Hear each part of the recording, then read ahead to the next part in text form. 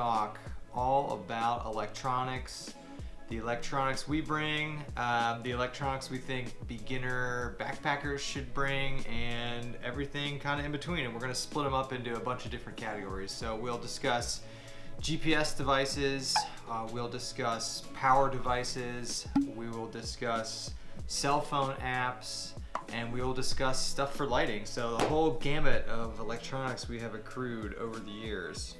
Yeah, and again, since this is a backpacker basics video, this is just high level about what we think would work best for, just getting started into backpacking. When you're out there backpacking, there are several ways you can get GPS signal, and I think we're gonna recommend for a beginner backpacker to have some sort of GPS in addition to paper maps. I think, wouldn't you? I guess it just really depends on where you're backpacking, but I mean, With, since you're gonna be carrying your cell phone most of the time, anyways, why not? So we're gonna recommend at the very least get a GPS app on your cell phone, and we'll talk more about this in our apps section, but it's the cheapest way to get a GPS map that you can take with you. You can also do GPS watches. There's also something called like a spot device, and that's a portable GPS unit you'll put on your backpack somewhere, and those are nice because you can send text messages to people through them. So if you're going somewhere very remote, you might want to consider a spot device, especially if you're going to have people worrying about you. And I know we met a guy on our last trip whose wife sent out search and rescue because he decided to stay in an extra night and didn't tell his wife, but if he had a spot device, he could have. The only downside of spot devices are they're expensive. You got to pay like a monthly fee, and they're not small. But that might be something to look into as a beginner if you're going out somewhere you've never been to and you want like a SOS function, or you want to be able to contact loved ones back home. But I think for a beginner backpacking or backpacking basics mentality, we're going to recommend using your phone as your GPS device, or if you already had a GPS watch for running, and you can, and in most Garmin watches you can pre-download maps. The only kind of difficult thing is your screen is this big and you're not going to get full color maps probably, so it's just way easier. I mean, you're probably going to be carrying your phone anyway. Yeah. So just use your phone as your GPS. If you're going somewhere for a while that's real remote and you want to be able to contact people back home, look at something called a spot device. The next section, we're going to talk about how to power all this stuff. And we've been through a lot of power banks in the past. Anything from a solar charger. This thing is just massive. This thing is sweet. So probably not going to recommend a solar charger for the beginner backpacker, but we have used this thing, and if you're going somewhere where the sunlight is fantastic, they actually work really well. I would definitely take this on like a canoe trip or something like that where weight wasn't an issue. Most of the time, from a weight perspective, it might make more sense to bring a power bank. So this is I have a 10,000 milliamp hour power bank and a 20,000 milliamp hour power bank. And milliamp hour is like the metric for how much power it's going to store. So something like a 10,000 milliamp hour power pack I think will charge your cell phone like 2 or 3 times, and then like a 20,000 milliamp hour pack will charge your cell phone like 5 times. This is going to be unnecessary for most people. We have this because we take a bunch of camera gear, we take drones, and a lot of stuff we have now is chargeable from power packs. So like our cell phone, my headlamp, you can charge a lot of stuff. But I think from a beginner backpacking basics standpoint, we'll recommend if you're going for more than Like a 3 or night 4 days. or more than like 2 days, definitely you're probably going to want to invest in something like this. And we do a video on cheap gear, and these Anker 10,000 milliamp hour power packs are awesome. They're really cheap, and they're like 5 or 6 ounces, and we've had good luck with Anker products. But if you're going somewhere for more than 2 or 3 days, you're definitely going to want to invest in one of these. I mean, it depends on how much you're going to use your electronics, but if you're running GPS on your phone and you have your phone on airplane mode, and every once in a while you just check the GPS and you've got like a nice map, you're probably not going to use much battery power. Much battery. But like I said, we're charging camera batteries. We're watching Netflix at night on our phones, and we're using our phones as GPS sometimes. and we have drones. So we have a lot of electronics, but these power packs have paid off well. 20,000 is excessive. I don't know if you'd ever need this. I got it for Isle Royal. We were there for 7 days, and I maybe used like half of it, so it was completely unnecessary. But for power storage, definitely recommend a power bank. And then I don't know, we've taken this on trips before. It's awesome. It's just heavy. It's pointless if you don't have good sun. You have to have good sun or else it doesn't work at all. Moving on to lighting, which is going to be probably the most important. You need some. You have to have lighting. You don't have to have GPS. You don't have to have power banks, but you're going to have lighting. This item, which I got a while ago, this is a Goal Zero Lighthouse Mini. It's pretty cool, and it actually doubles as a power bank, which I really like. I don't take it backpacking anymore unless it's like an overnight. It's a fantastic car camping item though. A lot of people will take some sort of lantern like this. We're just invest in a good headlamp. Andy's got a bunch. Yeah, so it really depends on what you do when you backpack.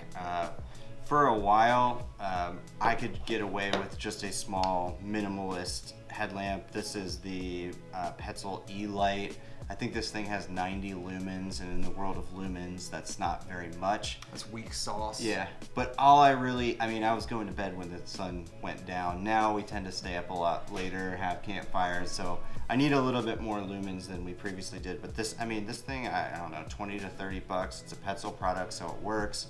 90 lumens, it weighs next to nothing. It does a good job, but I think in general, just go to your normal big box retailer, pick up a headlamp. Most headlamps now are minimum 200 lumens, and this beast is 400. Yeah, this is a Petzl Zipka. That's a good headlamp. I started with that headlamp. Yeah, they're like $30 to $40 depending on the lumens, I believe. I think this one does 200 lumens. That's plenty. Works fine. Headlamp is not something you want to skimp on a ton. Because headlamp gets used a lot. I mean, we use our headlamps a lot. So you don't have to spend 50 bucks, but invest in something like that's somewhat nice. Yeah, I would say get at least 200 lumens if you're starting out. Maybe you'll get real into it and decide that you don't necessarily need much lighting if you're going to bed real early or something like that. But 200 lumens, just Petzl, Black Diamond, Princeton Tech. There's tons of different companies out there that make great headlamps. So. And you can also like dangle your headlamp from somewhere and make it like a lamp, kind of like this, like lamp functionality. So from a backpacking basic standpoint, get a good headlamp. Probably something that's 200 lumens. 90 lumens is weak. 400 you probably don't need. I got this for running, and it's super bright, but I used the Zipka for a long time, and 200 lumens is fine. Before we move on to our last kind of category, there's a ton of different cords and stuff you can bring. And not pictured, also, we will bring headphones. I'll use them if I need to listen to white noise when I sleep. I just don't have them in the shot right now. I'll bring the shortest USB cable I can find. It is nice, especially, I don't know if you can get away with this with Apple products, but I have one cord that charges everything. So this charges my phone, it charges my headlamp, it charges everything. So if you have an iPhone, you just have to have an additional cord, right, to charge your iPhone with. Sure will. But find the shortest one you can get. The last category we're going to talk to you about is smartphone apps. And we are going to assume, and you should, bring your phone with you. I know there are some haters that are going to say you should be getting unplugged from society. Yeah, you're watching Netflix at night? And you should be unplugged, and our phones are always on airplane mode because we always go places where we never get service. So it's not about contact with the outside world. It's just in today's day and age, the technology you can get from one of these things far surpasses how much it weighs. It's so useful. I guess I get like totally trying to unplug from society and not bring electronics, but something that weighs as little as this and just put it on airplane mode. So for the app portion of this, the GPS apps we use, because I have an Android, I use something called Backcountry Navigator Pro. I use Gaia GPS. Because he has an iPhone. Yeah.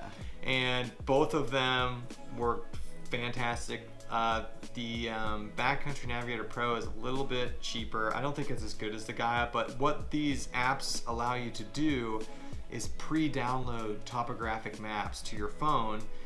So you don't need cell service when you're out there. You just pull up your phone, it pulls up a full topo map with varying levels of zoom and puts a little dot right where you are, and it can track you if you want. I mean, the technology is amazing for $10 or $15. Yeah, so Gaia GPS is $10 for a year for their basic subscription. Oh, there's a subscription Yeah, for there's that. a subscription fee. But I would say that we have definitely been in situations where we've needed GPS. Dolly Sods. Dolly Sods. Dolly Sods. If you're going to Dolly Sods, you have GPS unless you've been there a bunch. And yeah, we cannot, from a backpacking basic standpoint, we cannot recommend bringing your smartphone and downloading one of those GPS apps. You will use it.